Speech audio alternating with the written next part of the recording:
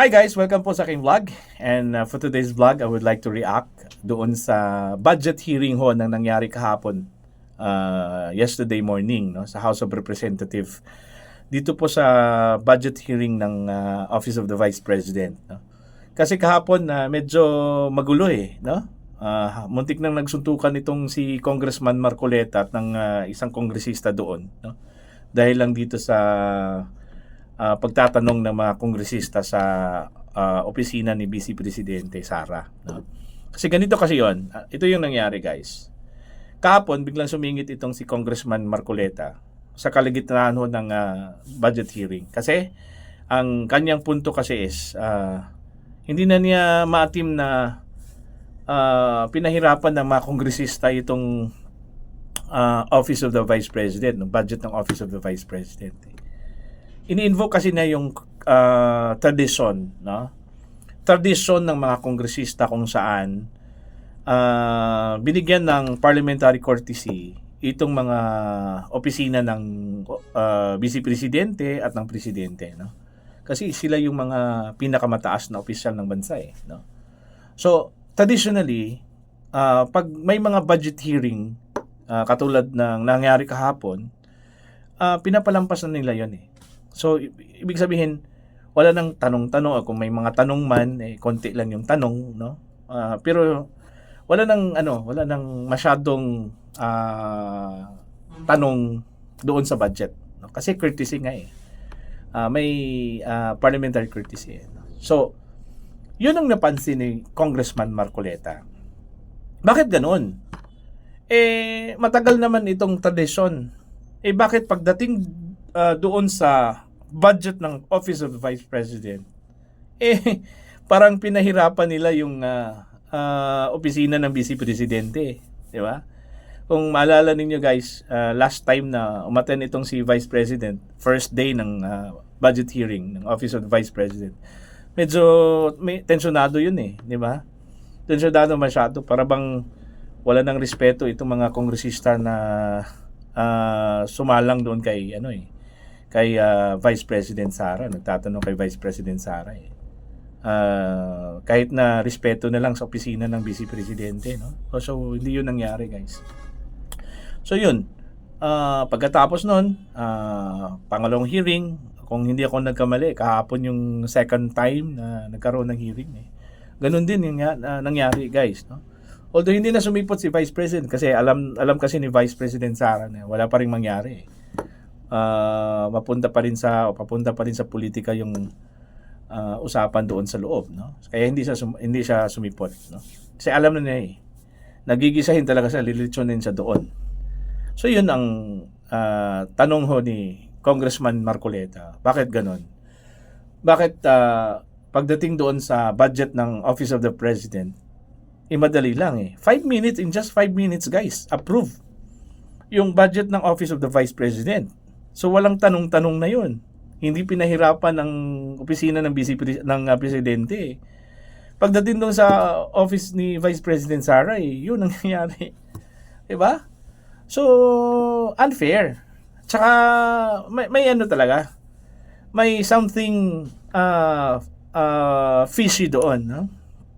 So, parang pinopolitika Porque hindi nila gusto yung tao Porque hindi nila kalyado yung tao. Yun ang nangyayari, no? Okay? So, yun ang punto ni Congressman Marcoleta. Bakit hindi sinusunod? Na kung hindi nila susundin, sabi ni Congressman Marcoleta, kung hindi nila susundin yun, dapat i-terminate na itong budget hearing, di ba? So, kalaunan guys, nagkaroon ng botohan. Natalo itong si Congressman Marcoleta, 3 yung bumoto pabor sa kanyang motion at the rest pumabor doon sa pagpapatuloy ng budget hearing ng Office of the Vice President. So yun lang yung point doon. Makikita mo at saka mahalata mo guys na meron talagang politika. Dito tayo sa mga tanong.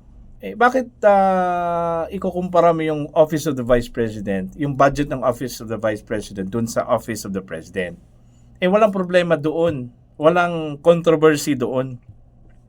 Unlike dito sa Office of the Vice President, may controversy may questions like for example, yung 125 million pesos na gastos daw, no, ni Vice President Sara Duterte during that time na DepEd Secretary pa siya, no?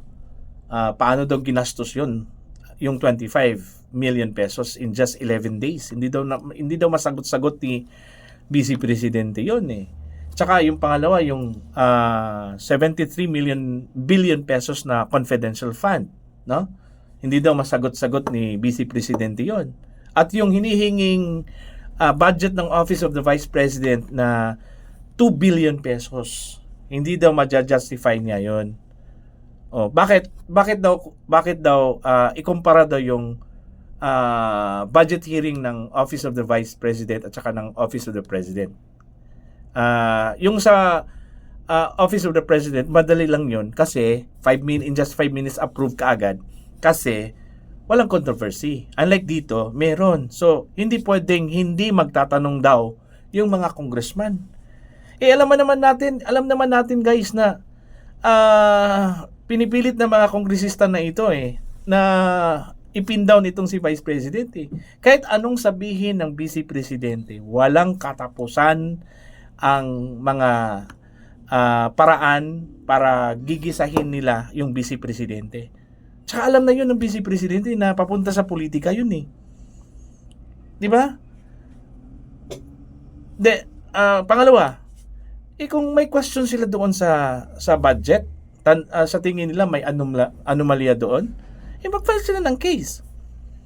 They have all the rights to file cases against the Vice President, no? File sila ng graft. Okay? Punta sila ng Sandigan Bayan. File sila ng graft against the Vice President. Total, hindi man immune ang Vice President, di ba? Doon sila magtutuos. Tsaka, pangalawa, hindi yun right venue para sagutin ng Vice Presidente yung mga anomalya, yung mga questions about anomalies, about doon sa alleged na corruption. Hindi. Kasi yung Congress, guys, venue yung para sa grandstanding. Yun ang totoo yun doon. Venue yun para sa grandstanding ng mga mambabatas.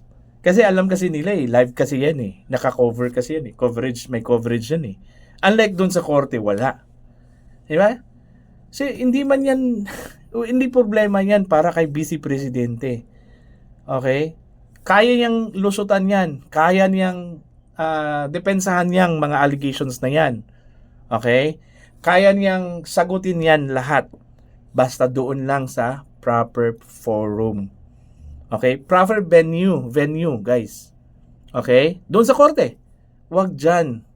Kasi alam natin na may politika talaga dyan sa House of Representatives. Alam natin yan. Huwag tayong maglokohan. Yung mga kongresista na yan, huwag tayong maglokohan. Huwag tayong maglokohan. Diba? Yung simpleng yung simpleng tanong lang ni Congressman Marcoleta, bakit hindi niyo binibigyan ng parliamentary courtesy, hindi man lang magawa ng mga kongresista na yan, di ba? Ganun lang 'yun. So, yun yung sagot kung bakit ayaw sumagot si Vice President Saray. Kung wala lang halong politika yung mga pagtatanong ng mga kongresista, very much welcome talaga yung mga questions na yun, no, ng mga congressman, ng mga kongresista. Sasagutin lahat yan ng Vice Presidente Actually, personally kilala ko si Vice Presidente, taga Davao yan taga Davao din ako Alam namin yan. Walang corruption yan dito. In fact, nung umalis itong si Vice President Sara Duterte, iniwanan niya ang Davao City na walang utang, kahit 5. Okay? Kahit 5 duling, wala. Kahit 1 centavo, wala. Walang utang. Imagine iniwanan niya yung Davao City as mayor of Davao City na walang utang. Paano mo masasabi na kurakot, involved na corruption ang Vice Presidente? Wala Hindi kasi nila alam. Kasi may politika kasi. Yun ang totoo yan. May politika. Hinaluan ng politika Yun lang man ang sagot dyan. hinaluan kasi ng politika. Ayaw kasi nila na mabango pa rin o mabango parati yung pangalan ng Vice Presidente. Threat kasi yung si Vice President sa 28 elections 2028. Kasi, siguradong matatalo talaga yung manok nila. Alam nyo guys kung sino yung manok nila. I'll bet. Kung hindi lang nila, wala lang silang gawing masama kay Vice President all the way to 2028, talo talaga yun.